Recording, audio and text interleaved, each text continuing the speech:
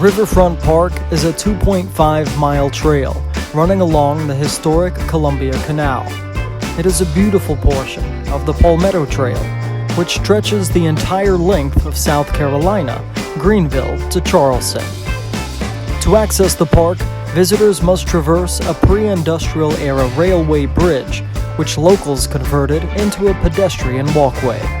The park features 60 picnic tables, hammocks, and benches, and markers along the trail make it easy to measure your progress along the way.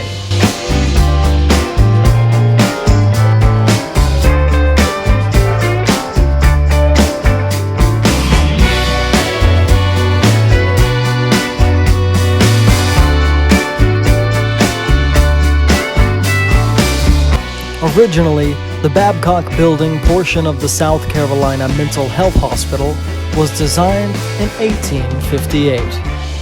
It was delayed by the U.S. Civil War, when Columbia was a hotbed for Confederate activity. In the rebuilding of Columbia, it was finally completed in 1885 and called the South Carolina Lunatic Asylum, and served as the American South's largest psychiatric hospital for more than 50 years. The Babcock Building was officially closed in 2001, and many groups are petitioning for permanent historic designation. Last year, a major fire destroyed the roof and will cost more than $400,000 to repair. While the entire grounds are fenced and private security is posted outside 24/7, many adventurers and a few drone pilots take the risk to get a good look at the creepy insides left behind by those suffering from mental illnesses. In its more than 1.5 centuries of operation, more than 1 million patients roam these halls, and for many, it's where they spent their last days. If you're brave enough to take a look, you better hurry. The area is being demolished for apartments.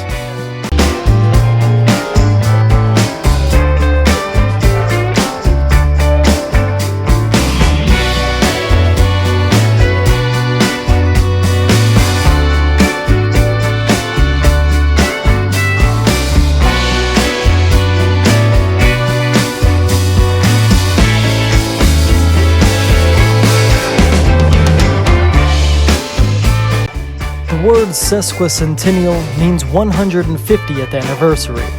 That's when the U.S. Department of the Interior gave this park to the state of South Carolina in celebration of the state's 150th anniversary of statehood.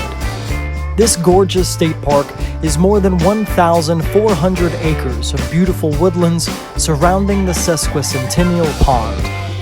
It features an advanced mountain biking trail and hiking trails that vary from moderate intensity to stroller-friendly.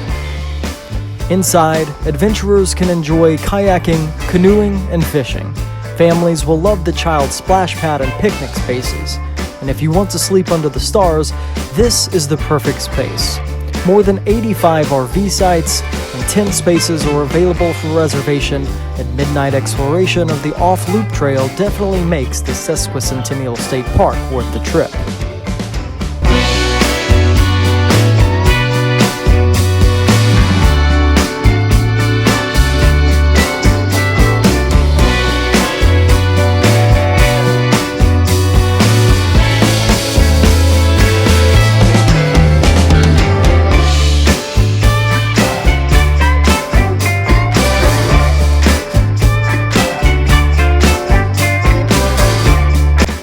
Built in 1875 to replace the old Statehouse, which was destroyed in the burning of Columbia during the Civil War, this 130,000 square feet building houses the offices of the governor and lieutenant governor and the state's representative body called the General Assembly. This site was designated a National Historic Landmark in 1976 for its incredible roots in the Civil War, Reconstruction era, and civil rights activity. Since then, a Confederate battle flag flew on the building's dome until being removed in 2015 amid contentious protests.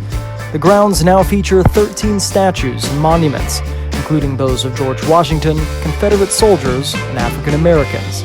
Regardless of political beliefs, the grounds are incredibly beautiful and well kept, and definitely worth a visit in Columbia.